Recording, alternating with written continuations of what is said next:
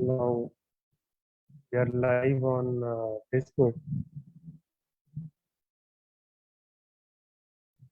So, dear and respected friend, thank you so much for your kind support and participation. Let's start today's session with an invocation song from Kashmir, because our mentor, Professor Ananta Giri, is in Kashmir. So we welcome you all to our Swadhyay Chapter dialogue. And this is the invocation song. Let me just set the screen.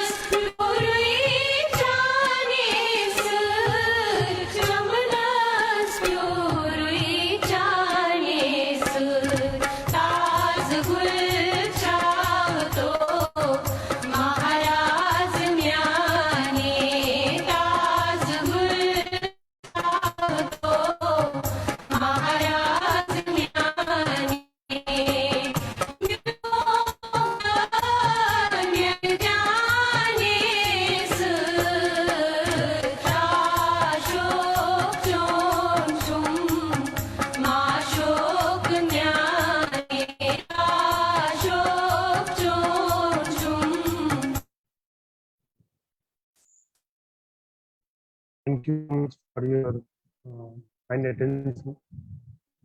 Dear respected friend, I, Ranjit Kumar Gautam, on behalf of Swadhyay Chakra Circle of Full Learning and Mutual Studies, welcome you to attend today's international webinar on the very topic, Epistemic Freedom and Development. It is a movement of extreme pleasure to welcome the guests who are virtually present here to attend this webinar. We welcome honorable speakers. I welcome Dr. Abdulkadir Osman from Aallborg University, Denmark. I welcome Dr. Kumar NAYAK, the assistant professor from Fakir Mohan University, Odisha. We will be joined by Dr. Khirod Moharana. He is nurturing department of Anthropology, Allahabad University, UP. We will be joined by soon Dr. Maroof Shah, a thinker from Kashmir. We are joined by and I welcome Dr. Gianluigi Segalerba from Italy. I welcome Professor Ananta Giri, moderator of today's session. and all the friends who are joined by our Facebook platform or Zoom platform. Let me give a brief introduction to our Swadhyaya Chakra. Swadhyaya Chakra is a circle of self and mutual studies. It is an initiative of studying and learning together self, culture, societies, and the world.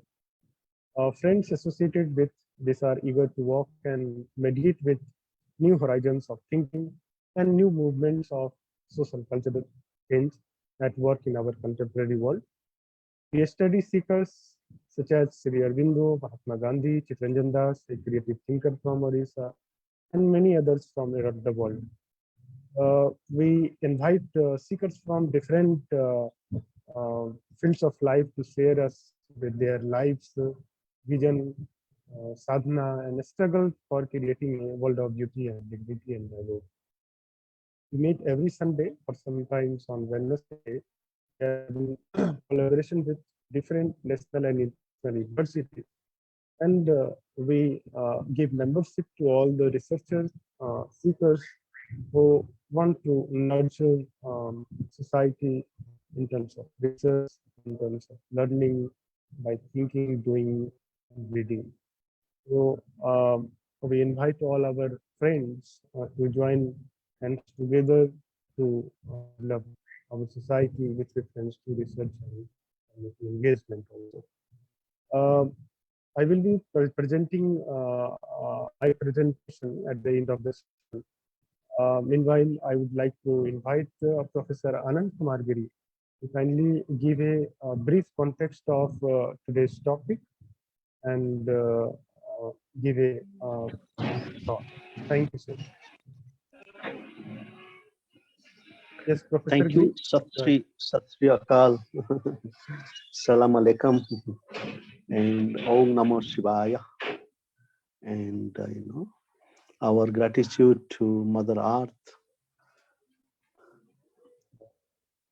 our gratitude to Mother Earth, to this land of Kashmir, India, and the world, for this conversation that we are having this evening on the theme of epistemic freedom and development.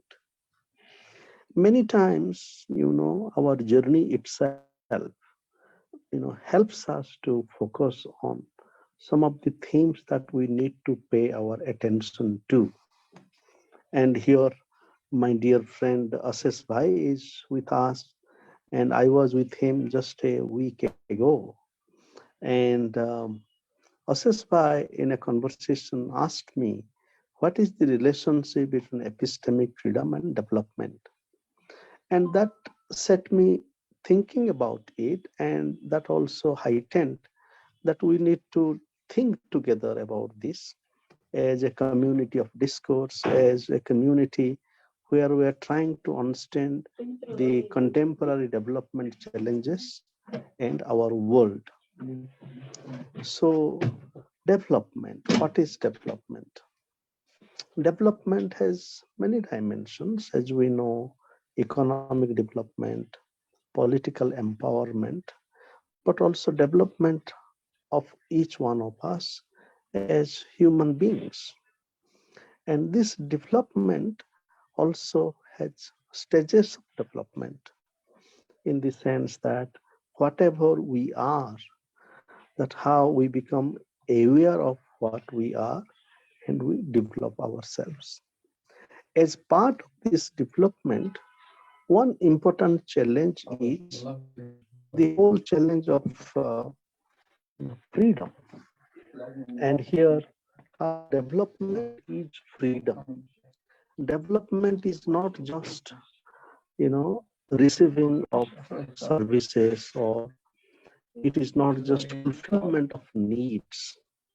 Though most of the time, developmental dynamics has been confined to our ability of building roads, and the way we have been met with our needs. In India, for example, in the recent electoral politics, service delivery and human beings as a recipient of service is considered a mark of development. But as we receive services, for example, whether it is rice or other support, including education, this is only part of the story.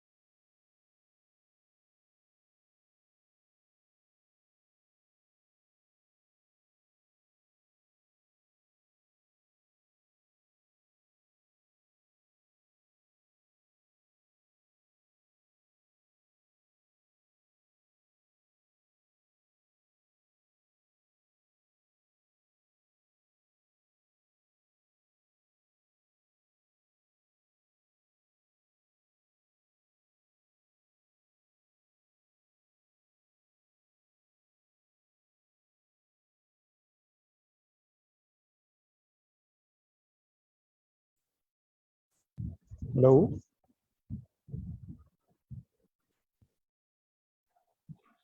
Yes, sir, your voice is not audible. Yes, yes. I think we lost Professor Giri connection. Yes, Professor Giri, kindly check whether net is working or not. Yes, now you can hear me. Yes, So yes. I was saying that development as freedom, how this is significant. And Amartya Sen, in his book Development as Freedom, challenged us to realize development as freedom. And part of that realization is, Amartya Sen is talking about functioning and capability. To this, we also need to add creativity. So development as freedom means functioning, capability, and creativity. And this functioning capability and creativity also has an epistemic dimension. That how do we function? Our knowledge dimension, because when we function, we want to do something.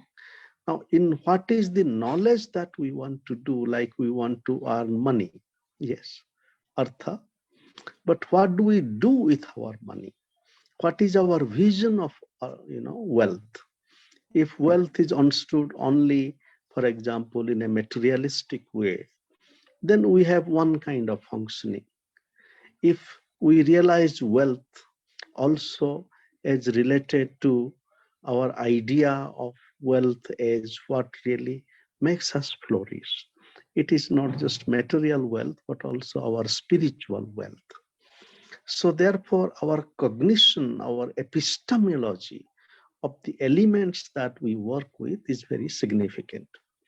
Now, our functioning, epistemic functioning, is most of the time governed by one predominant epistemology, for example, Euro-American epistemology about development, like development is economic development. But what is our idea of economy? If we open itself to multiple knowledges of economy, where there is a link between artha and purusartha.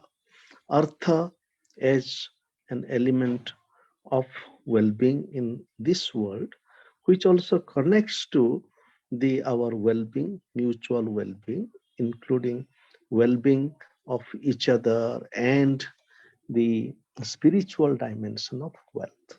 So this is just an illustration of that the knowledge of what we are doing is significant. If we know the different meanings of development, it would contribute to broadening and deepening our practice of development. So the knowledge dimension, the epistemic dimension is very significant. Now, epistemic freedom, we are trying to understand it in the context of epistemic slavery or epistemic violence. Because if we have an idea of development as only of a particular kind, then that knowledge of development as economic development and political empowerment, and if we have a particular notion of the economy and power, and that may lead to, that may be part of an epistemic enslavement. So development, epistemic development or epistemic freedom in the context of our epistemic enslavement.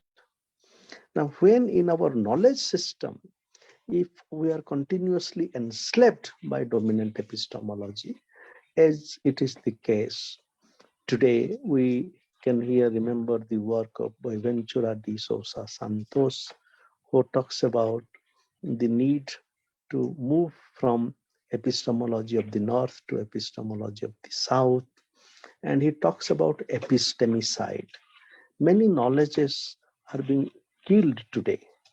So epistemic freedom in the context of current epistemic enslavement and epistemicide or killing of our knowledge must be part of a liberative practice, what we can call as epistemic liberation.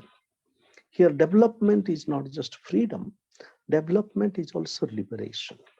That idea of development as liberation includes the liberation of the self, for example, from ego to non-ego, and that is a liberative dimension. Development as liberation, as social liberation, means that many of the societal bondage that we are part of, like, for example, caste, class, gender, and state domination, we must liberate ourselves from that. So we need to look at epistemic freedom also as epistemic liberation. Very quickly, we need to also understand epistemic freedom in connection with what can be called as ontological freedom. Now, ontological freedom and epistemic freedom to connect would be that when we think about episteme, our ways of knowing or frames of knowing, it is not isolated from our ontologies. And we need to understand it in a plural way. Where ontology, while in certain aspect of philosophy, ontology may point to the nature of entity that we are. It might have a substantive dimension, but that substantive dimension also points to what we are as person or a group, the quality of our being. So ontological freedom refers to our awakening about what we are. And that is very significant, that ontological freedom. And that ontological freedom is accompanied by a continued effort of ontology as self-critique and self-transformation. It is in this context when we are with our condition of life or human condition, that human condition has an epistemic dimension, including the problem of epistemic enslavement, and that also has an ontological dimension, including the problem of ontological enslavement. So we initiate freedom and liberation on both the epistemic dimension and ontological dimension. And here, Michael Foucault's idea of the ontology of the present is very interesting. He's saying that whenever we are in the present, like at present now, we have many challenges, but the present is never a frozen thing or one-dimensional thing. The present has many layers and realities. Now, ontology of freedom needs to be connected to an ontology of the present, where the present, though it is constituted by the dominant ideologies in a one-dimensional way, but it is in that present, there are multiple streams. There are also alternatives. So therefore, an ontology of freedom is accompanied by an ontology of the present, where we also free ourselves from the imprisonment of the present within a particular structure. For example, today we see that development is too much imprisoned within, say, market forces, isn't it? Now, this marketization of development in the context of a response to the earlier, domination of state. Now, the marketization of development and the etatization of development. So, a ontology of the present would challenge us that how do we understand the present, also as constituted by social movements, cultural movements, political movements. So, ontology of freedom and epistemic freedom as ontological freedom is accompanied by a creative and critical ontology of the present, which of course is accompanied by another process called ontology of mutualization. And here Gianni Bhattimon, the great philosopher from Italy, when he talks about ontology of mutuality, and that ontology of mutualization also means that mutualization of different dimensions of development, and it would also have inner contestation. Like if the field of development is constituted of state, market, social movement, and self, then these different actors and actresses, they interact with each other. In their interaction, they also challenge each other. Like when state becomes too powerful, market challenges the state. And when market wants to swallow it up, social movement challenges both state and market. Along with that, there is also perennial challenge of the self or the soul. So this is the dynamics of ontology of mutualization. And this also can be related to how do we look at epistemic freedom in the context of the relationship between the epistemic and the ontological, as I have suggested, and looking at development as a field of ontological epistemology of participation. That means different epistemologies and ontologies, they come together in our field of development. For example, for human development today, different epistemologies of the world, they interact with each other. For example, epistemology of science and epistemology of spirituality, they come together, they interact with each other. Different ontologies, they interact with each other. That way, development become part of a commons or a lokasangraha. That lokasangraha consists of the coming together of different epistemologies and ontologies. And that is the spirit of planetary conversations. That different parts of the world, as we interact, you look at the challenges of the world today, like climate collapse. Now here, we look at that how modern science also is transcending some of its earlier dimension of just looking at nature as inert matter. Now today, the profound revolution of science is, if earlier the Newtonian mechanics look at everything as dead matter, today science realizes everything as living. And that is the kind of transition. So these kind of knowledges, they come together. Similarly, different ontologies. In anthropology, people are talking about plural ontologies. This plural ontologies also means that different beings in the world, not only human beings, trees, for example, rivers. Now, how today there is a lot of attention to listening to the trees, listening to the river. So ontological epistemology of participation, then development as ontological epistemology of participation, invites us to develop ourselves as part of this kind of interesting lokasangraha. That means where the epistemologies of different, like science, epistemology of science, epistemology of indigenous knowledge, epistemology of spirituality, they interact with each other, they challenge each other and help us to learn together, similarly different ontologies.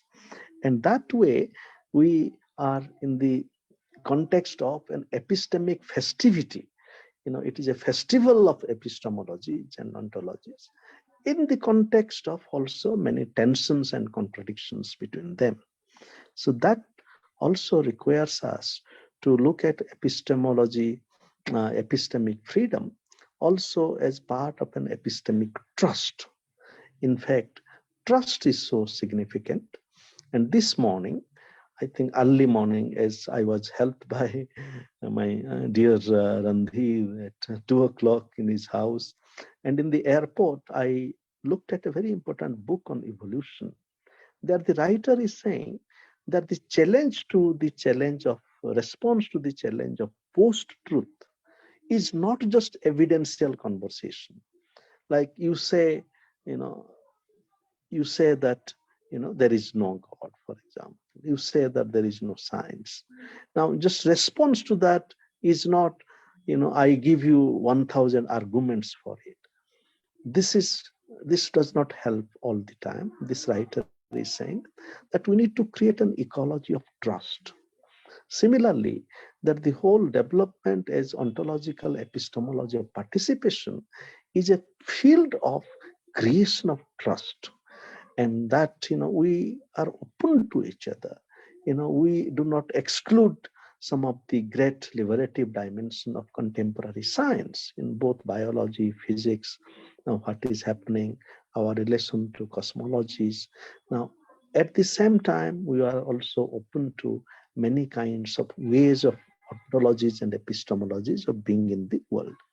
So that way, development as ontology of participation is part of our planetary co-realization, where as from different parts of the world, we open up our ways of developing ourselves, and it becomes part of a planetary conversations. So with joy, I invite Osman to kindly help us. And as we have now 3 speakers with us, and of course I request Randhir to kindly co-nurture this conversation, because my internet might be a little bit of unstable. So Randhir, you can kindly take us forward.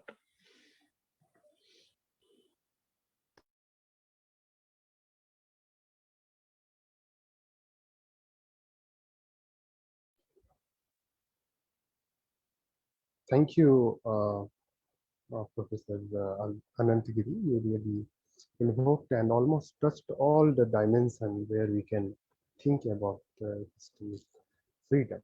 So with joy, now I would like to invite Osman, Dr. Abdulkadir Osman, a thinker from Denmark, who will help us thinking epistemic freedom and development in a more insightful and philosophical ways. So, Dr. Abdulkadir, you are cordially invited to present your presentation.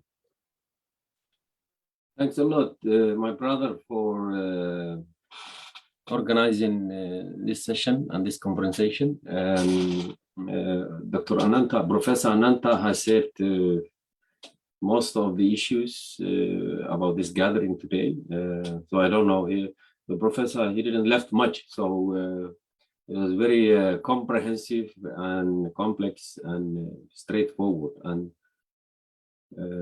I think you're also familiar with Professor Ananta's books and writings. He dealt with this issue of freedom and development in many years. I have also learned a lot from him and Amartya Sen and others. I think epistemology is very important, and because we need to understand how we understand and how we approach issues and how we conceptualize and how we discuss about it. And freedom is also very, very important for humanity and for individuals and for social groups and so on. So where I am here in Denmark and in the West, normally freedom is conceptualized as an individual freedom. That means, human freedom and individual freedom. And there are a lot of controversies involved in this, because Because what about this human being? They are not independent. They are social. They operate in social context. So it is very difficult to individualize it. But this is how it is understood from here, because individuals, they want to do what they want, and then they want to accomplish. But I think the most important thing is what is it? Is a freedom in a means to an end, or an end itself? As I understand from here where I am, freedom is normally most of the time conceptualized as a means, something like that. But probably a means to what? What is it that you want to use for this freedom? And so there is a complexity and disagreements and how to deal with it. Epistemology is also very, very, very controversial. So I think these are very serious concepts that we need to deal with it. And as a member of a transnational community, that means a person who belongs to multiple identities and multiple contexts. Sometimes we have also challenged to deal with this freedom, and because there is a scholar called Alfred Schutz. He talks about multiple realities. He used to talk about multiple realities. So we are in a situation where we see the world from different perspectives and so on. So when you bring the concept of freedom, then what is the point? Are we going to look from all of these perspectives, as Alfred Schutz tells us, or are we just going to link this freedom to a power, and then exclude, for example, linking this freedom to mercy or capabilities, as Amartya Sen will suggest, and or social freedom, social hope, all of these aspects. What is it that we want to do with this freedom? And where is it that we find ontologically, where is it that we find the freedom? Nelson Mandela once in an interview suggested that he find freedom in the prison, Robben Island, Robben Island. During the apartheid, they imprisoned Nelson Mandela for 27 years. So, and he suffered there, he gets sick and everything. And it's a very exclusive place, but he used to do a lot of things, to do farming, and so he was a leader for his nation. And then he found more or less freedom in the prison. So I think that is very, very important. Normally we associate freedom with the outside world and with the buying and getting and consuming what you want and traveling what you want. But there are people who find freedom in prison, when they are under challenging times. Antonio Gramsci was also more or less the same. He didn't directly thank to the fascists to imprison him, but there are tendencies that if the fascists did not imprison Antonio Gramsci, first and foremost, he would have been killed, by the fascists themselves, or the Nazis, So the prison was some kind of protection for him from the killings that are taking place outside. So for him, the prison was a kind of freedom for him. And as you know, he also published the well-known prison notes, which is a very sourceful, epistemological work, where he stresses the non-materiality of social mobilization, the importance of epistemology, moral dimension of social mobilization, where in Marx and others earlier, they said that it is the material dimension, the ontological dimension, which is very relevant and superior. And from these prison notes and others, he contributed to this work by suggesting that it is not just the ontology, it is the persuasion, the consent, the cultural, the moral, the epistemological dimension, which is very critical for human development. So all of these aspects tell us that what we probably need is what Professor Ananta was referring to, some kind of ontological, epistemological I think he has written somewhere, integral connections. We need to stress not just ontology as I said, and epistemology as I said, and freedom, but we need to find the balance and the equilibrium in all of these dimensions. I think that is what will take us forward. In human history, and I think it's not just the human, but also beyond the human, there is always a connection between movement and epistemology, movement and epistemology. Movement, you can call it body, material, ontology, and so on. And the way we understand it and interpret or conceptualize that movement. So we are always not just in development, because development is some kind of Western, it's not Western invention, but it's this kind of evolutionary, where we move from A to B to Z, something like that.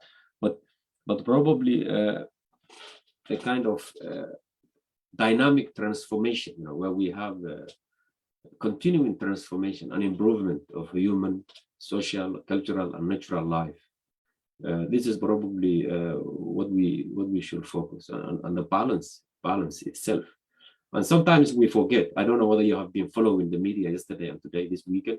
The former president of the United States, George Bush, the younger George Bush, he was held in a speech in the United States where he wants to criticize Putin for what Putin is doing in Ukraine, And then what he did was he was standing in front of a friendly audience, and then he was talking about the brutality of war and the destruction of war caused by Putin. And and then he brought the victims of Iraq. He mentioned Iraq. So it was not Putin who destroyed and brutalized Iraq. It was actually Bush himself. So there was some kind of ontological, epistemological clash in his speech yesterday in the weekend, where you have how do we understand this material world, and how do we, because there is a gap here in the West where they try to, frame and conceptualize the epistemological dimension, which is more or less different from the ontological movement realities. And then they want to guard that all the time through media and others. And it doesn't work all the time. So sometimes they make mistakes. There are so many examples. Professor John Clama, in a presentation here, in this gathering, some time ago, he mentioned also a case study in I think some of his books he has also written it. A case study in Norway, where Norway is one of the most advanced societies in the world. So a survey study was done to ask the Norwegians whether they are aware of the environmental challenge of this world, whether they are epistemologically or conceptually, others, they are aware of what is going on in the world, that the world is actually in a very serious danger of disappearing because of the overconsumption and environmental problems. And about 87%, between 86 and 87% of the Norwegians, they say that is correct. We are in a danger in this world, and something has to be done. And then the second question the researchers asked, according to Professor John Clama, was whether they will themselves as individuals or families do something about this environmental apocalyptic or catastrophe. And then only 17% responded that they will act. They will act. That means they will reduce their consumption. They will reduce their kind of movement and ontological experiences every day, and only 17%. So you see there is a gap between the movement dimension, the ontological dimension, and the epistemological conceptual dimension. So, and that is creating very serious problem for this world. What we do and in everyday life and what we say, there is a gap. And as long as that gap prevails in government, in state, in society, and even within the individuals. For example, as an individual, if I do something but say something else, and vice versa, that could create some kind of serious problems.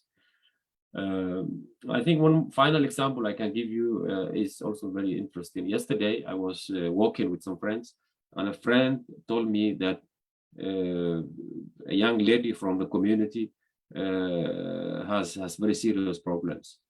And then he told us the history. He said that after growing up in this country by ethnic minority parents and so on, and she has been given everything and so on, but now finally she is insisting that she found herself.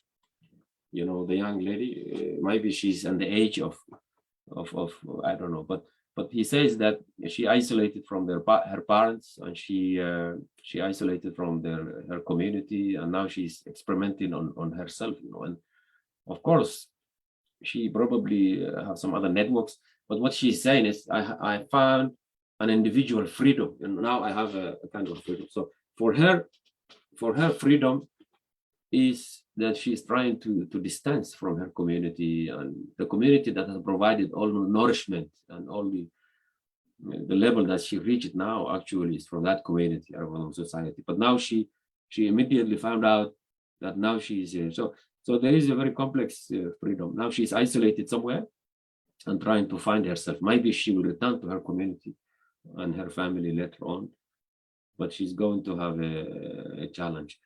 Anyway, I think what we need to do, probably, I will conclude, is to try to balance the movement dimension, which I think is the ontological dimension, because we are always moving. We are on the move, you know, and if we are not on the move, we are not living. So I think we are in constant move day and night, and that kind of movement, I think, has to be integrated somehow and balanced with epistemology, and I think that will probably be what we can call freedom, freedom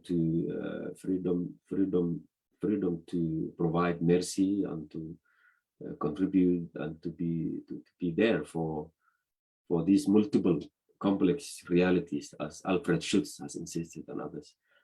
And I think power is also very relevant. But normally people, they associate coercion and power, at least there where I am, here and there, my other places, access to power and wealth.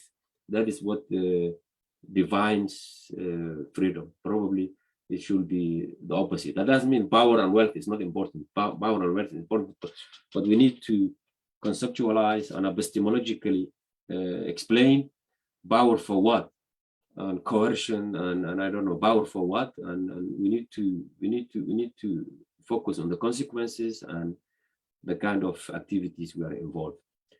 Maybe that is too much conversation, but this will be another ending epistemological conversation. But I think balance, which Professor Giri and Amartya Sen and many other, John Plama, and most of these scholars, they deal with these issues. They try to balance and not just jump onto some kind of freedom that has been presented by those people who dominate, you know. And there are people who think they have freedom, but they actually have less freedom. If you look deep into what they are doing, they claim to have a freedom, but they don't. So that is my input. I'm looking forward to discuss with you guys. And thank you very much. Thank you so much, Dr. Osman. You really beautifully articulated, and it was really a thought-provoking session. And all the contemporary thinkers who engaged with the question of freedom, you almost mentioned all important names. And I would like to know about Professor Bauman and his understanding of freedom to you, because Bauman is one thinker who really engaged with in his whole life about the kind of freedom, the freedom that we believe is not the freedom that we need. So now I would like to invite Dr. Ashish Kumar Nayak ji. He's the one who is behind this selection of the topic of today's talk, that is epistemic freedom and development. And Professor Giri yesterday talked about this gentleman, and he's nurturing university called Fakir Mohan University. Dr. Ashish Nayak, please, you're cordially invited to share your presentation. Yes.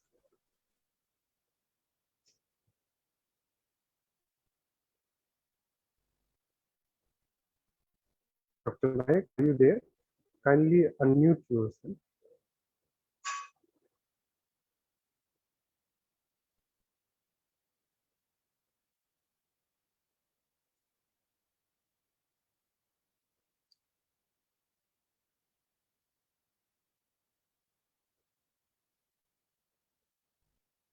Yes, Dr. Nayak, please.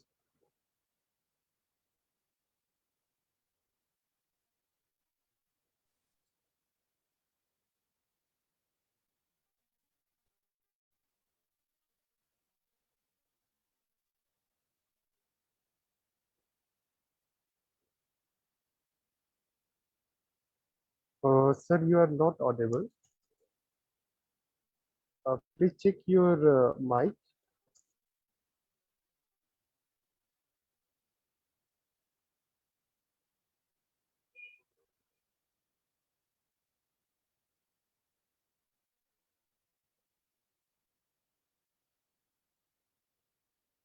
No, sir, you are not audible. So please check your mic, and meanwhile we can invite Dr. Khirod. Dr. Khirod, Yes, yes, yes, Dr. I'm here. Dr. Khirod Moharana, he's nurturing Anthropology department in Allahabad University. So, sir, you are invited to share your thought on the very topic. Okay. So I think I can start discussion, and afterwards Ashish sir can join when his bandwidth. I think there is some problem with his network. Okay. Thank you so much for inviting me. In fact, this is a very am I audible? Am I audible? Yes, you are audible. Okay. This is a very contemporary topic, in the sense that we all are facing various global problems which need rethinking of many issues, which has to do with particularly epistemological and ontological issues, because now we are facing problems which are global in scale. And if you go to the root of many of these problems, you will see that many of these problems have started with a dominant kind of epistemology, a dominant kind of looking at the things, looking at the world. Okay, so that means the dominant way of looking at things has been basically the Euro-American, as Professor Giri has already discussed extensively. The dominant way of looking at things, and or the dominant way of considering what should be considered as knowledge, is basically a Euro-American version of thing. By saying this, I don't want to say that everything about Euro-American system is bad. Rather, my position here is that there has to be a platform where we can actually exchange our ideas, because there are a lot of traditions around the world which may be equally pertinent, equally suitable for tackling various issues in the globe today. But if you don't see all these traditions, or if you ignore all these traditions as something which is unscientific, which is irrational, which is alternative, then probably we are actually missing a lot. So that is what I think this is a very that's the reason why I'm telling this is a very at this juncture of time, this is what we need.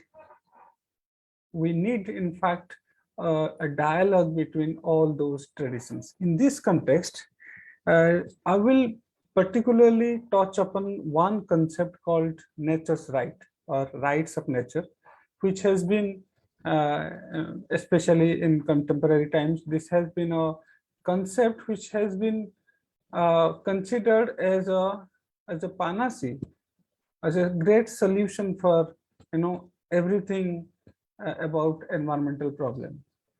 Nowadays, many scholars have argued that nature's right can be considered as can be applied to solve all the environmental problems. But my position here is not necessarily. We can actually there are also problems with this concept of nature's right, and there are very valid and helpful concept similar to nature's right, which are in many places across the world. So we have to actually look deeply before actually giving nature's right a kind of dominant or exclusive dominance as the best way to solve environmental problems today. As you know, nature's right is basically a concept which says that we should actually consider different components of nature as legal being, legal persons. Now, for example, we should consider a river as a legal person, a mountain as a legal person, Mother Earth as a legal person. Okay, that way we can actually go to court, take the help of law, and we can actually solve various various environmental problems. In fact, climate change, as we all know, that this has been there's a massive kind of global problem which has actually threatened humanity. And many scholars also argue that nature's right can be considered, or can be actually, we can take help from nature's right to actually mitigate or to face the challenges of climate change. Now let us see what is we need to see a bit deeply into the discourse of right and nature's right, and whether it can help truly for sustainability. First, let us see what is rights. Rights are basically Western concepts, where we all it started with, if you can see the history of rights, it started with the origin of idea of you can say economic or capitalism, you can say. In fact, the march of capitalism and march of rights have actually traveled in a parallel way. Sorry. In 1945, from 1945, you can see that capitalism has marched throughout, till now. It has marched unabatedly. I mean, without much question. At the same time, rights discourse also, starting from human right and different kinds of rights have also, started. These two discourses or the two things have actually marched parallelly. But that means there is a connection between this. Though economic, capitalism has actually managed to say that the movement of capitalism has nothing to do with this liberal kind of tradition, so called rights, human rights, but there is a subtle connection. Human rights or individual rights is linked to accumulation of resources. When we say right, it means that I have right to live, I have right for my livelihood, I have right to speak, I have right to express. But at the same time, this right is also connected to right to accumulate, right to exploit, right to use nature's resources. So if there is, if you see the evidences, the moment we have given this right of individual to acquire or to accumulate or to use resources, there is no end to it. There's no limit to it. We have seen that mostly the European, again, I'm not telling that the non-Western or the Asian and African countries are not using, but compared to this part of the world, this individual right has given people to accumulate resources like anything. There's an exponential rise of consumption. So that means my position here, my argument here is that there is a connection of individual right with exponential rise of human consumption. Okay, so that means right as a concept,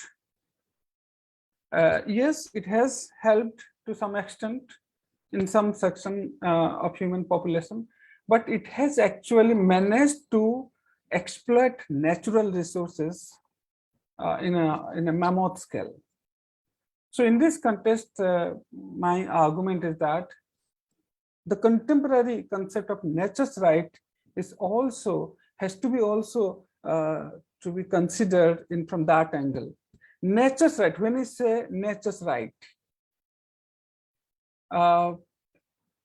if you see wherever the concept of nature's right has been used successfully, it has been basically nature's right has been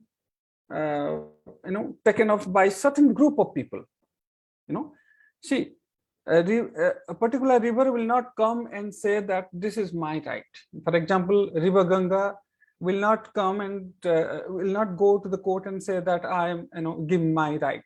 Some group of population has to represent the River Ganga, for that matter, a particular mountain, a particular, part of the forest.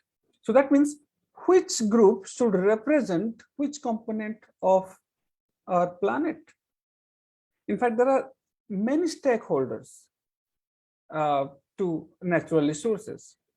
So there is a problem where there is no very clear-cut solution about which group should be given the right for a particular piece of nature or component of nature. That means, whose right is this? When you say nature's right, whose right is this? Who should be given to, who should be allowed to represent a particular component of nature? So in that way, right as a concept, my position is that it cannot actually help in addressing properly the environmental concerns. Rather, we have various other alternative so-called alternative concepts which can actually help in at the same time, I'm not saying that there is only one concept which can actually be suitable to address all kinds of environmental problems, but there are alternatives. There are concepts across the cultures which actually can help in addressing environmental issues. For example, in India, sorry, in India, we have in both in caste population as well as tribal population, we'll have various concepts which are similar to nature's right, where the culture has conferred right to natural components. The rights, in the sense, it's not legal right, but it is cultural right. The culture has conferred right to natural components. For example, most of the Adivasis in India consider natural components as living, as conscious. It may not look scientific, but it helps. Before interacting with any part of the nature, Adivasis, tribal tradition says that you have to actually take permission in the form of prayer. Okay, you have to take permission from the nature. Any kind of interaction has to be mediated through a particular kind of ritual. Means, in fact, there is a kind of there's no dissociation between man and nature. When man interacts with nature, there is a presumption, or there is a belief, there is an understanding that basically I am interacting with nature. I am part of nature. If I had to cut or exploit tree or cut tree, that means I am also cutting a part of myself. That kind of understanding, I believe, is comparable to the concept of nature's right. I mean, nature's right as a concept need not be the concept which will help or solve the entire problem of the world. Rather, there are small traditions everywhere in the world where people, and it can be used. Those concepts, those practices, those rituals can successfully be used to address environmental problems. So my concern here is that this epistemological freedom should help in exploring various concepts, various concepts similar to nature's right, and those concepts may be given priority in different kind of locality. That is how we can actually address global problems. There has, I mean, we shouldn't find out a mega kind of solution or mega theory which can address all global problems. Rather, we should actually recognize various local solutions to local problems. That's how we can actually go ahead with it. So in that, okay. So so in that way, in fact, this talking, in fact, when I am talking or interacting with you, this is how I actually also learned, because when Professor Giri first introduced about this topic, I also kind of got an idea, a kind of base, a platform where I could situate myself about where to start about nature's right, because I'm basically working on this topic, nature's right. But and I found that epistemological freedom can actually help in situating or in looking at environmental problem in a very, very different way and successful way. I think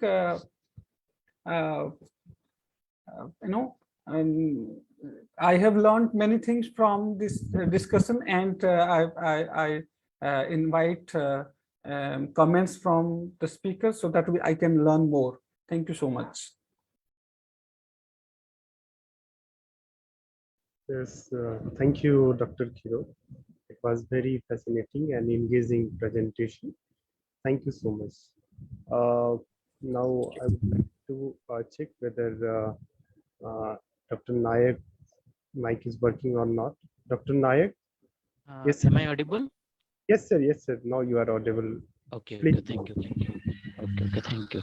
Thank you, Randir. Then thanks, Usman sir.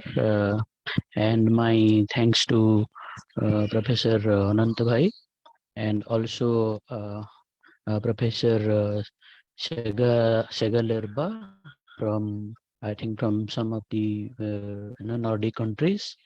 Thanks for the opportunity to speak on this important subject. Even though I am not directly from the field of development studies, but as part of our course curriculum in media studies, I do teach one paper, communication for development, and whatever understandings that I have developed, so that is as part of my teaching and that particular course. So far, the previous speakers, including our moderator, Professor Ananta Giri, they have very nicely actually, explained the concept of development and how these epistemic dimensions are connected to the discourse of development or development itself. Actually, that is the problem. Whenever we talk about development, whether in discussions or in academics also, we basically try to discuss about a limited area of development or limited perspectives of development, and mainly economic perspectives, then social perspectives, then cultural dimensions of development, and political dimensions of development, and ignore this epistemological dimensions of development, because we hardly find materials or academic materials, especially research materials, and establishing a connection between epistemic and or epistemologies and development.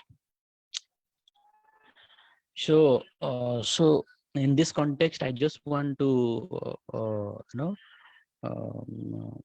tell a little about what is epistemic freedom, because before that, I would like to ask a few questions, because whenever we talk about development in today's context, we talk about sustainability.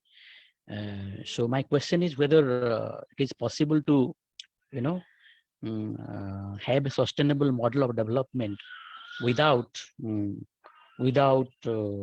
epistemic freedom, or without having epistemic freedom. So how can actually epistemic freedom contribute to sustainable or sustainability of it, or sustainability of life for that matter in this world? So, speak a little about what is epistemic freedom. I am sure many of our speakers and many of the listeners and many of the participants who are here in this meeting, they would know about it. So, epistemic freedom is a necessary precondition, I would call, for liberation from all forms of oppression. So, when we try to talk about development, so the real development will occur when there will be no oppressions. So epistemic freedom in this line will become a necessary condition for liberation from all forms of oppression. And in this context, so we should also know about epistemic violence and what is epistemic bondage. And actually, epistemic violence and epistemic bondage lies at the root of all forms of exploitation and oppression. Because since we are talking about ending oppression and liberating ourselves from operations, so we should also know that these operations are happening because of epistemic violence or epistemic bondage, because we are not free to imagine ourselves. We are not free to imagine ourselves, and somewhere or the other there is a kind of what you call kind of suppression whenever we talk about knowing or constructing knowledge. So epistemic freedom or epistemic violence. So epistemic violence, what it does, it denies the possibilities of knowledge from alternative locations. So that is what epistemic violence does, which is opposite to epistemic freedom. Or epistemic violence and epistemic bondage, they are both same things. But this epistemic violence denies the possibilities of knowledge from alternative locations. So our epistemic freedom, or the concept of epistemic freedom, actually, which is a necessary condition for liberation from all forms of oppression, actually, it helps in actually validating the alternative locations of knowledge. That means, or affirming the alternative locations of knowledge. So epistemic freedom is a condition or state of condition where people assert themselves to imagine, think, and theorize and interpret the world and write about the world from their own locations. So what this epistemic violence denies is that imagining our world, imagining a world from alternative locations. So epistemic freedom will actually counter such a dominant discourse to knowledge production and knowledge creation. So why do we actually need epistemic freedom? So we need epistemic freedom to liberate ourselves from all forms of oppression and to resist the oppressive structures of knowledge. And these oppressive structures of knowledge are usually validated by Western, Eurocentric, and modern methods of knowing. So actually, there are criticisms against Eurocentric way of acquiring knowledge or constructing knowledge, or Western methods of constructing knowledge. So everybody, I hope everybody knows about it. I'm sure those who are participating in this seminar, they would know about it. And and also we need epistemic freedom so that we may be able to develop alternative ways of experiencing and knowing the world. So actually, epistemic violence, which denies alternative ways of knowing, epistemic freedom will be able to develop alternative ways of experiencing and knowing the world. And this epistemic freedom may take the world towards a more sustainable life and living, because it accommodates, or it will be able to accommodate the existing diversities in terms of class, caste, color, ethnicities, cultures, and language, and so on. So because these epistemic traditions are usually developed from all these locations. These categories, actually class, whether it is class, caste, or color, or ethnicities, or culture, or language, each of them, they provide a specific location to understand a particular phenomena. So if we are restricting and limiting ourselves to organizing and constructing knowledge, adhering to the methods which have been prescribed by Western and European countries, so then we will be undermining our indigenous context from where actually we'll be able to read our life and experience our life. So if this is the scenario, then how to achieve this epistemic freedom? So the first thing I would like to talk about is liberating our consciousness. So liberating our consciousness, how can we actually liberate our consciousness? Because as our Professor Ananta Giri sir was mentioning, so this correlation between ontological realities and epistemologies. So we can liberate our consciousness by immersing ourselves in social, cultural, and political realities. So we have to completely immerse in the social realities, political realities, cultural realities, so that we can regain our lost consciousness.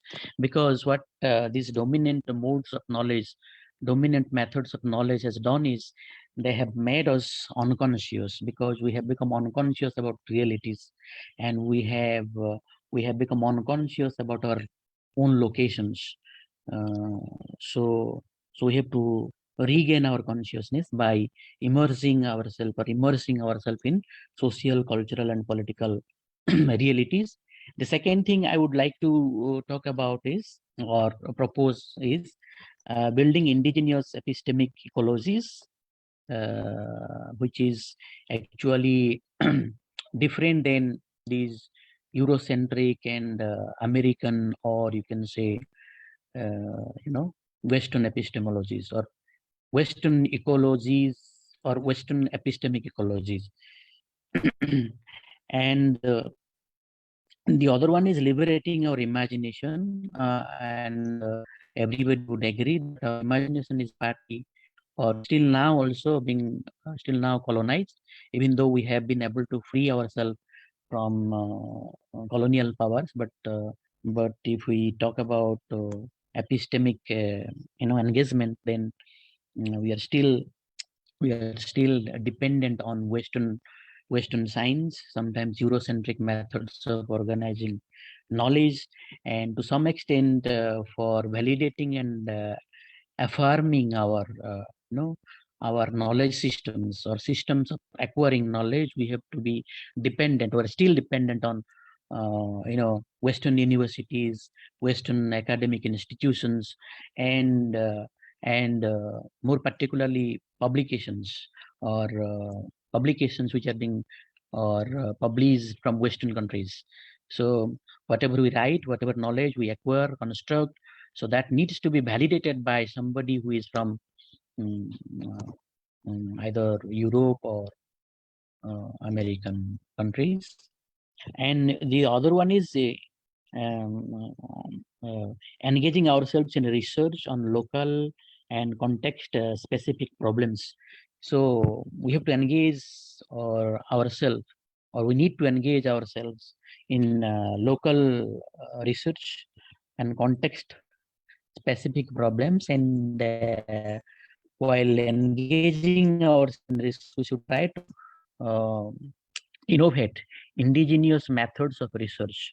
That means indigenous ways of knowing, because till date, whenever it comes to research, to my understanding, what is the case is that we are very much dependent on the methods which are being developed, tried, and experimented in the West, and they have been developed in a different context, but they are applied in our context for actually conducting research and knowing about ourselves. So that way, if we can develop and design and innovate our own ways of knowing, own methods of research, that way we can actually liberate ourselves from these epistemic bondage. And another thing I would like to, this is just thought, I don't know whether it is possible or not, South-South dialogue. That means sharing of knowledge among the countries of the global South. So that has already been started, but that needs to be done more rigorously, so that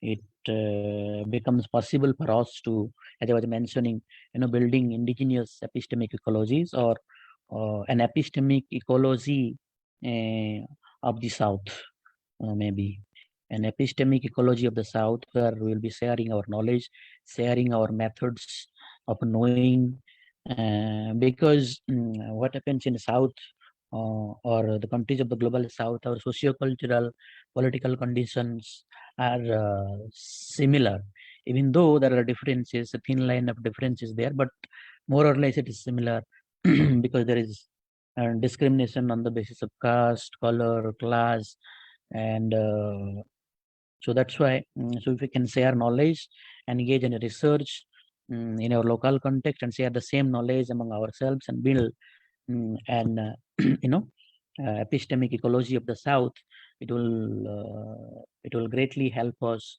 in resisting the dominant discourses in the process of construction of knowledge, which has been actually prescribed and imposed upon us by these dominant forces. Then But another thing is recognize the struggles in line with caste, class, caste, gender, ethnicity, and formulate frames of reading in these lines, because our problems are completely different than how the problems are located in European countries, even though there are similarities, but there is a big difference. So this is what is my observations, and these observations are very little because I have very little knowledge about these, these philosophical terms and and explanations. But since that thought came to my mind, I actually posed it as a question to Professor Ananta Giri, so whether he could actually, and I was just thinking if he could share his knowledge about it or share his ideas about it on this particular issue. So thanks everyone for listening to me, and I thank the organization which is actually organizing this webinar for giving me this opportunity to express myself. So thank you.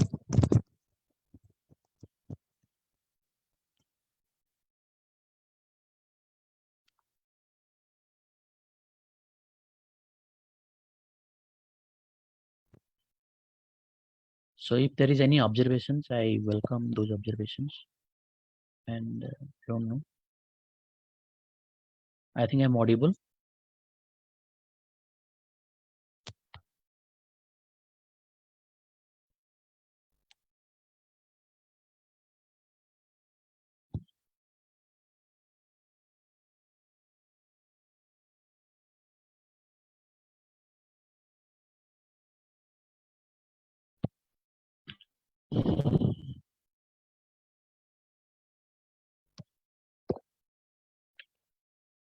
Because it's a very complex topic, because it's very difficult to explore because there's so many dimensions in it. As Professor Giri was also explaining, ontological dimensions, epistemological dimensions. Apart from that, there are many other dimensions. Hopefully, Professor Segalerba would may be interested to put forward his observations, if you have, sir, any. Yes, I thank you very much. Of course, I thank all the speakers very much. I was waiting that the word is given to me because I should say something as discussant about the very brilliant different contributions. Of course, I thank you very much. I think that I have to take the word myself without waiting. I hope that it is goes so. Well, I took some notes from the different interventions.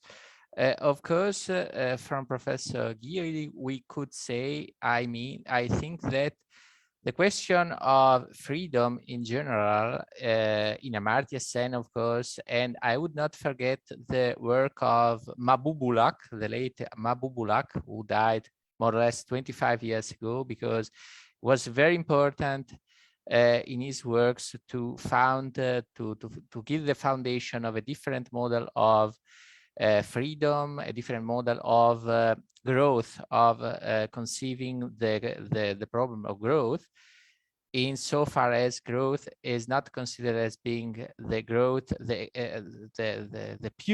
mere economical growth of the income or of the great gross national product, but it is something which is a means towards the welfare of the people. That is, people are the true end of development and not the growth. In this point are both Amartya Sen and the late Mahbubullah very clear, and insofar as they developed these different conception of freedom and of growth, they also came to the idea, to the conception that development cannot be something which is incompatible with freedom.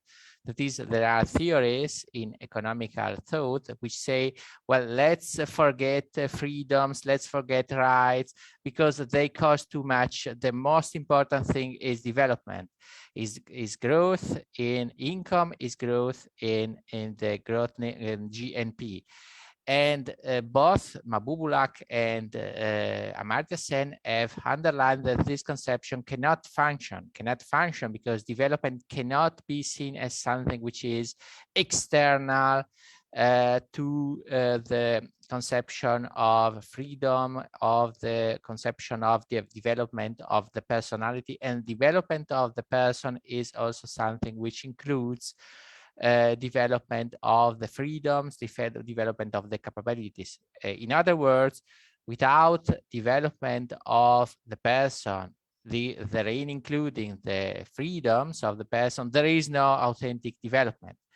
And this, of course, is something which is so caesura in the interpretation of economic thought. Of course, I think that one point we should perhaps put as question is, which is the true, the authentic means, and which are the authentic ends of the development of the process of development? Are the people or is the growth?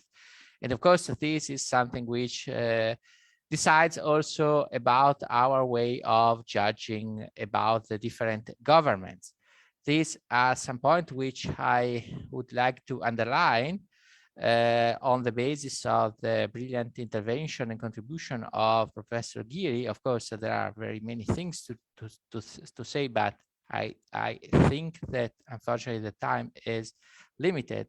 And of course, I would like to say about the brilliant intervention of Professor Osman Farah.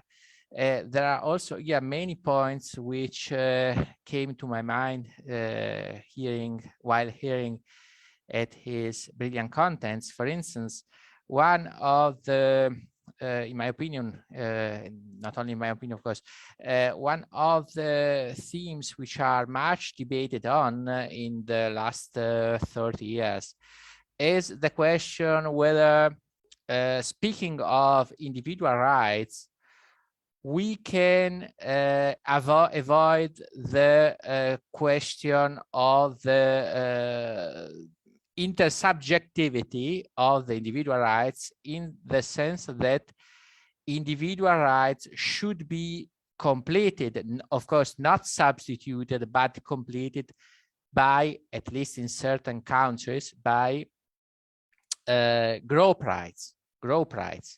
That is, by the concession and the acknowledgement and recognition of determinate specific rights for groups of people, in order that, of course, minorities in a country are not underestimated and are not despised, are not treated as so guests or as citizens which count less than the majorities.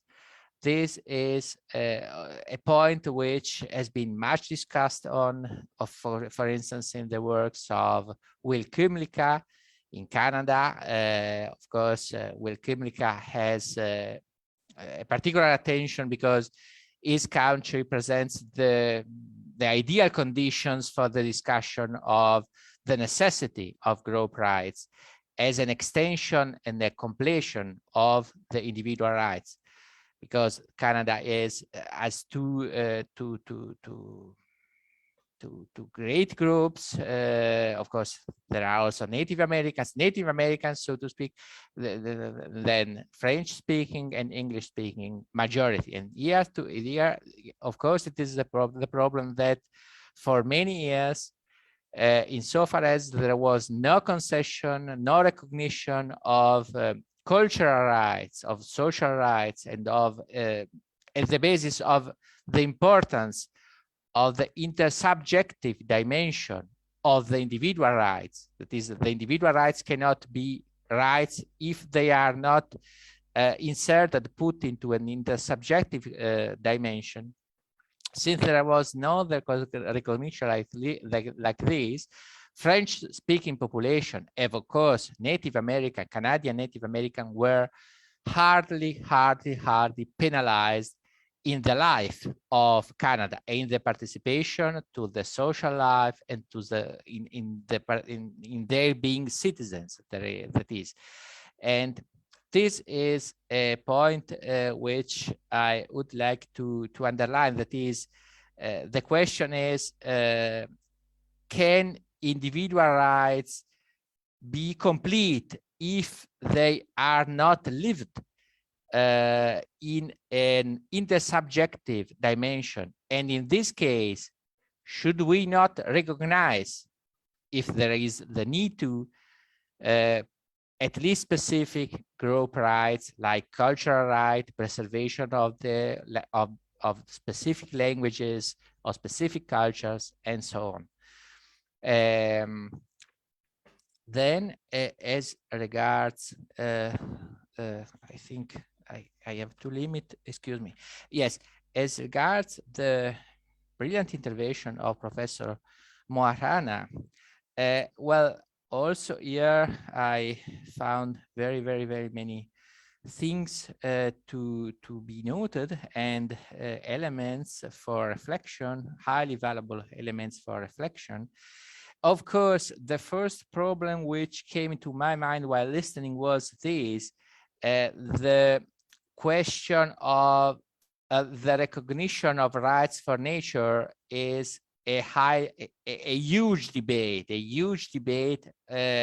only if, for instance, we take into consideration the different sentences and the juridical debate in the US.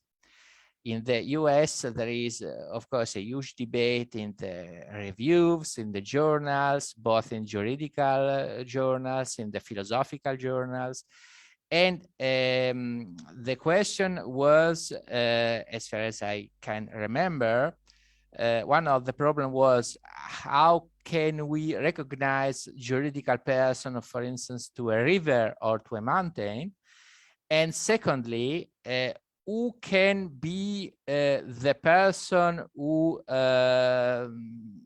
pleads for protect these rights? That is, who has entitlement for the right of nature in order to represent the river, the part of nature which is given to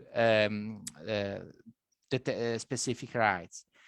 And as far as I know, in the US juridical sentences, there was no recognition of rights for natures until the famous Sierra sentence. In the norm, it is spoken of Sierra as the US Supreme Court sentence, which recognized to, if I'm not mistaken, to a river, determinate specific rights, and recognize most of all that Sierra, the association, could represent the river, that is, had sufficient entitlement to represent the river.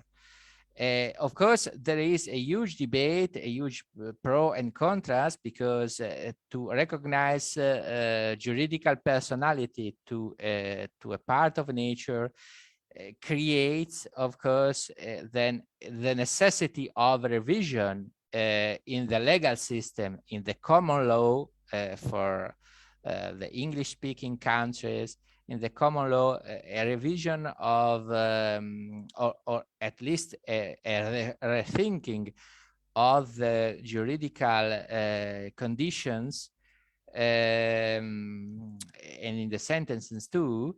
I have the impression that, at least as regards the Western countries, because I too am a member of the Western culture and the Western countries, we have had a huge problem in recognizing, acknowledging rights for nature and rights for animal too, for instance, because of the particular theology of creation which we had. That is the root of the problem, which oriented our thought towards the non-recognition of rights, either for animals or for parts of nature or for the whole nature, was that we had nearly always an interpretation of the theology of creation in which God has given the mankind, an absolute power towards the nature, that is, towards the animal. That is, man is the dominator of the nature, of the whole nature. And this has, so to speak, oriented our way of thinking of the nature and of the animals as something which have no dignity as regards the concession, the acknowledgement of the status of personality, of personhood. That is, I think that seeing the depth, the root of the problem, in the Western countries is the former interpretation of the theology of creation. Now there are different interpretations of theology of creation. There is also the interpretation on the basis of which the mankind has received only a stewardship towards nature and not a dominance against nature, so to speak. But this is relatively new in our way of thinking, in our theological thought. The tradition is the mankind has received from God the authority to dominate, and therefore all the rest, person is only, subject is only the man, and all the rest are things, are entities which can be freely disposed with. This, I think, is the root of the problem. As regard the brilliant intervention of Professor NAYAK, also here I could learn, of course, very, very, very many important points. I think that the problem of the epistemic violence, even though I am not sure that I am thinking, for instance, as the work of Paulo Freire and the problem of the critical pedagogy. I am not sure that Paulo Freire uses the words epistemic violence, but his work in the pedagogy of the oppressed can be seen as a criticism of the violence of some epistemic position. I think that I have the impression that for instance, in Paulo Freire and in the tradition of critical pedagogy, the greatest epistemic violence is to produce a condition in which there is the closing of spaces, the closes of thought spaces, of logical spaces. That is, there is always this, so to speak, this ideology that there is only one way of thinking, only one way of interpreting reality, that all the rest is false, all the rest cannot be imagined. And therefore, the most important point of the epistemic freedom and of the epistemic liberation is to say, no, this is not so. There is actually the possibility of imagining something different. That is, the principal enemy of the position of the epistemic violence is the imagination. The very possibility of imagining that the order of things can be different from which it is given. And therefore, the epistemic violence always says, no, there is only one way possible, only one word possible, and there is no possibility of different words. And in this sense, as great importance, what Freire, for instance, says when he says that men are individuals who have the capability of transcending themselves. Self-transcendence is the very important point, the very dimension of man, and that the dimension which the epistemic violence wanted to eliminate, because self-transcendence is the conscience, the awareness that in spite of the fact that I am thrown in a determinate position, this position is not my essence. This epistemic violence says, this is your essence. And epistemic liberation and epistemic freedom says, on the contrary, no, this is your particular specific situation, but it is not your essence. You can be something different. And I think transcendence is really this, as regards also the very important point of dependence of determined countries, of the, for instance, English-speaking countries as regards publications, for instance. Well, this is also very true, in my opinion, and this is also a form of colonialism, of course, of neocolonialism, which is particularly evident also in Europe too, and in the Western, because there is, so to speak, as regards Europe, for instance, there is so a dominance of the North epistemology towards the South epistemology too. That is, this contrast between North and South is visible also in the limited dimension of Europe too. So this is more or less what I wish to say. And of course, I thank you very much for your brilliant intervention. And thank you very much. I could learn very many things. I hope that my contribution has been positive for you. And of course, I wait for your answers and questions. Thank you very much.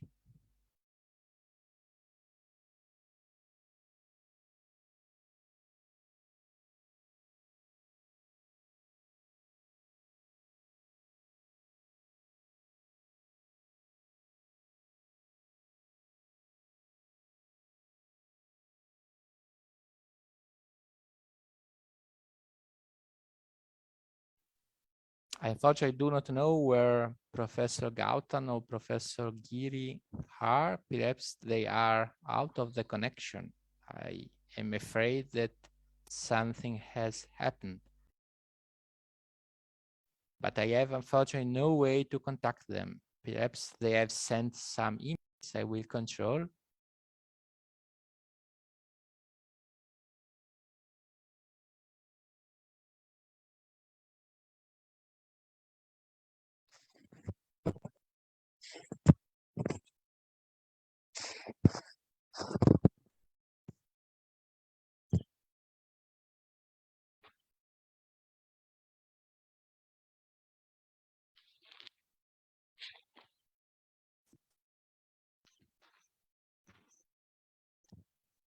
There is one interesting book written by deprovincializing Africa. And I forgot the exact name of the book. I'll just find it out. It's a nice reading. If somebody is interested to read and learn more about or on these concepts, he or she may refer these books. Epistemic Freedom in Africa, Deprovincialization and Decolonization. Epistemic Freedom in Africa, and deprovincialization and decolonization. So these the authors are Sabelo J. I'm not being able to actually correctly pronounce the name of the authors. Sabelo J. Loho Gatseni, something. But it's a nice read. I have been able to read, but I have not been able to complete the book. The soft copy is available with me. If somebody wants, then I can share it with them. So I will share my phone number. Otherwise, we can create a WhatsApp group and we can share these, materials. I am sure some of you must have read this book. This book is mm, published by Rockleys. Nice book. This one.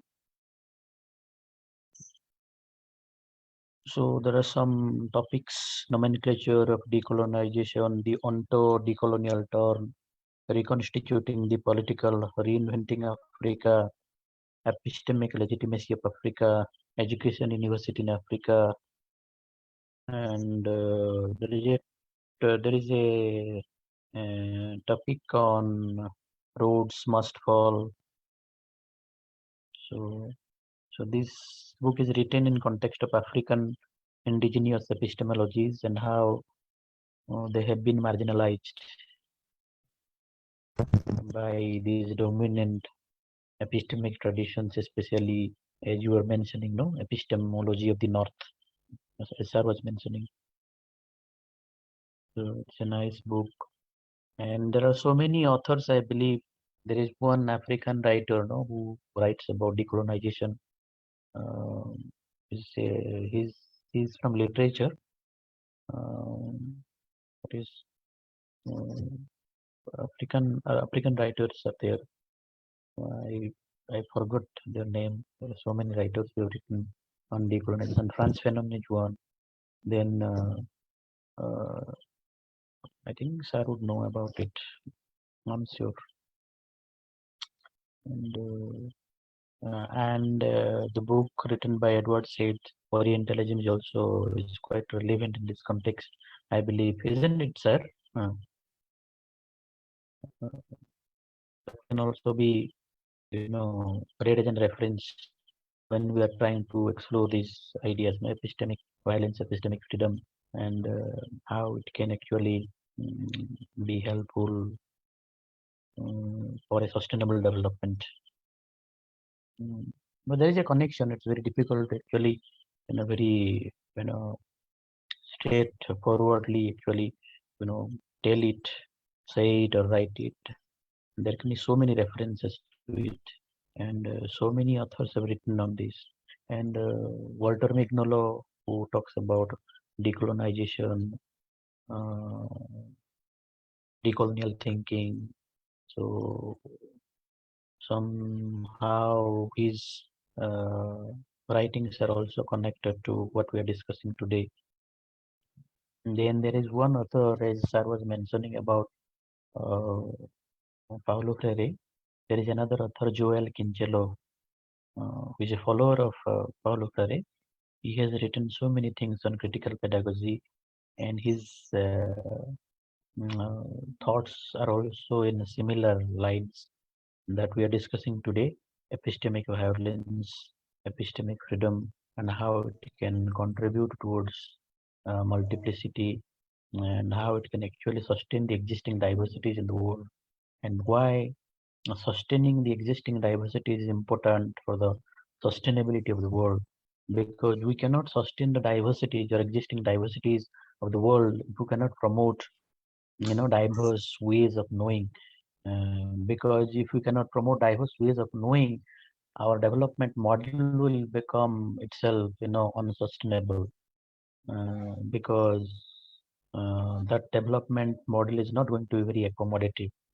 So if we want to have a sustainable model, we have to accommodate these alternative locations of knowledge and alternative ways of knowing. Because one thing is very important for development: to understand ourselves. If we cannot understand ourselves the way we want, we cannot develop ourselves the way we want to develop ourselves. So that's very simple. So if we are trying to develop ourselves from another um, location, so that way we may not be able to fully understand ourselves, and in that sense we may not be able to fully develop ourselves also. And that was also mentioned by you as self-criticism. We have to look at ourselves, realize ourselves. So that is what has also been spoken by or told by Paulo Freire: conscientization, gaining critical consciousness, becoming becoming conscious about our locations, our identities. So that is very important. And in case of India, especially, we had so many problems and we had so many struggles. We need to recognize those struggles which are being fought in line with caste, class, gender, religion, and so many categories. So we need to recognize those struggles because the struggles are what I consider um, they are the locations. One struggle gives you a particular location from where or a frame to read a particular problem. So if we are failing to recognize these struggles, then also we are failing to accommodate these alternative ways of knowing. In some of the countries, especially in India also, we have partly failed to recognize these struggles which are being fought in line with, as I was mentioning, caste, class, religion. There's so many ethnicity also partly. So, and also on the basis of language, there are also so many struggles. And if we are failing to, recognize those struggles, then we are failing to recognize the alternative locations of knowledge or alternative ways of knowing or alternative epistemic traditions or alternative epistemic, what you call, methods. So that is very important, I believe. And I also got to know so many things from Professor Ananta Giri, Sir Osman, and Sir Segalerba. Hopefully, I hope in future also I'll be able to connect with you in similar events, and also I will learn from you.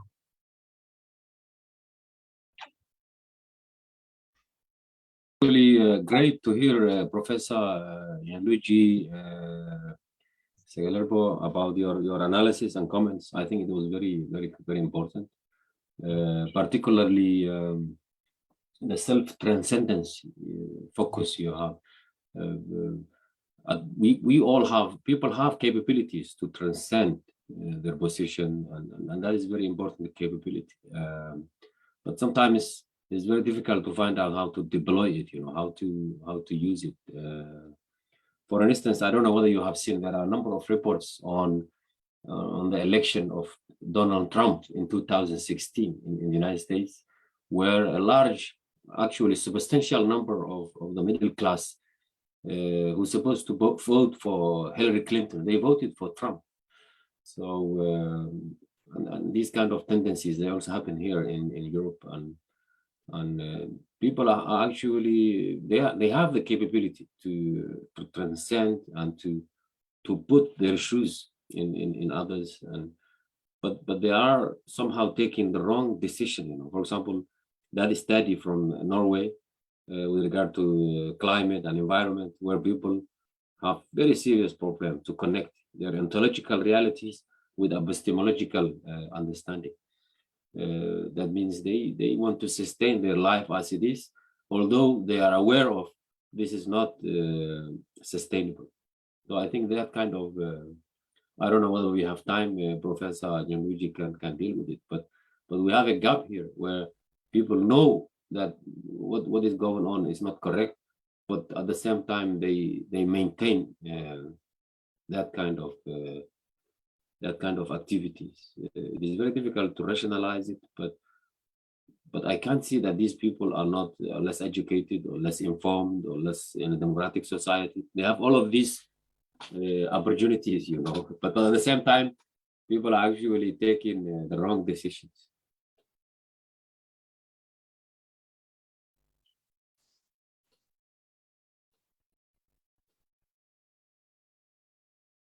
Any of the participants, if they had to, or if they have to say something, if they have any observations, they're welcome. Or if they have any questions for the speakers, for Professor Mohan, Segalerba, they're welcome. So that we can keep ourselves, busy, and we can keep ourselves talking. Maybe it's late in India. I don't know. Our time is okay here, but is it late for you in India now? No, it's dinner time, almost 9:30. So. And And tomorrow is Monday, so probably, I don't know, we should wrap up, and so you can, Yes, you guys, you can get a we good can do sleep, that. good night's sleep.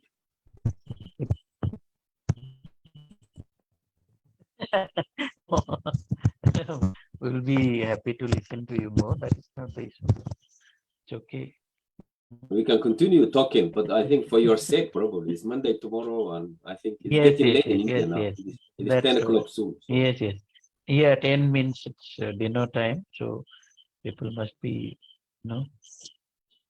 have to go for their dinner.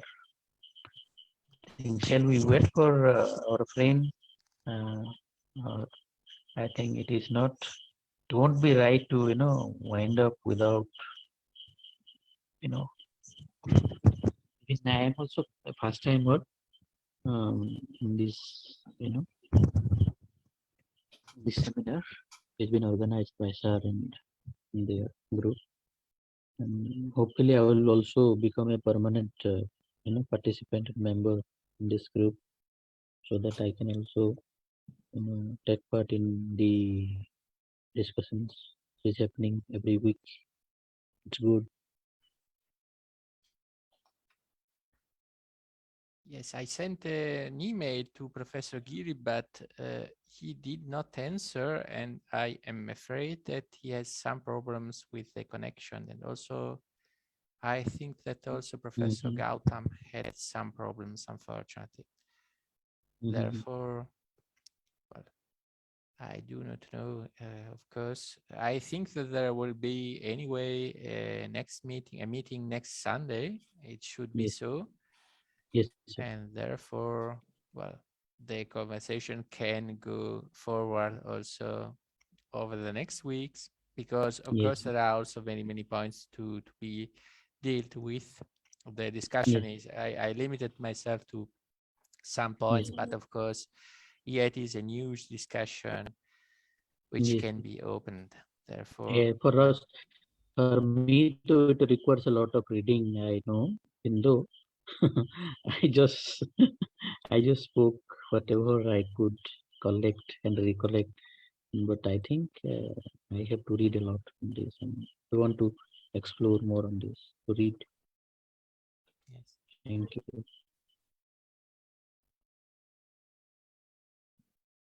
Okay, should we stop there for today, or what? What shall we do? I think that we can stop it, and then wait also at instructions from Professor Giri, because I think that he will like anyway to go forward with the discussion, at least since he was away. I do not know when he lost connection with us, but I unfortunately do not know, but I guess that he will like to have a part in the discussion. Switched off. Please try later. So, well, I think we can stop here and refer to future occasions. Yes, and continue next time. Yes. Yes. Thank you. Great. Thank you, sir. Thank you. I sincerely appreciate, and we will be in touch here next time. Thanks a lot. Thank you, sir. Thank you, sir. Thank you.